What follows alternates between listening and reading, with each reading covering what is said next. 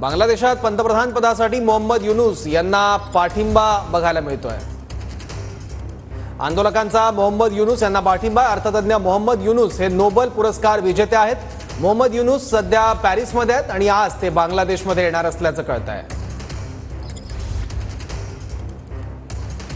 तर कोण आहेत मोहम्मद युनूस? बांगलादेशातील एक सामाजिक उद्योजक, बँकर, अर्थतज्ञ आणि नागरी समाजाचे नेते म्हणून त्यांची ओळख आहे। मोहम्मद युनूस बांगलादेश ग्रामीण बँकेचे संस्थापक देखील आहेत। गरिबी विरोधातील मोहिमेसाठी 2006 मध्ये त्यांना शांततेचा नोबेल पुरस्कार मिळाला आहे। United States presidential medal of फ्रीडमने त्यांचा सन्मान देखील करण्यात आला होता। 2007 रोजी मोहम्मद युनूस यांनी नागरिक शक्ती नावाचा राजकीय पक्ष स्थापन केला। कामगार कायद्याचं उल्लंघन केल्याप्रकरणी त्यांना 6 महिन्यांची शिक्षाही झालेली आहे। 2012 मध्ये स्कॉटलंडच्या ग्लासगो कॅलेडोनियन विद्यापीठाचे ते कुलपती होते। शेख हसीना यांचे कट्टर विरोधक म्हणून युनूस यांची ओळख आहे।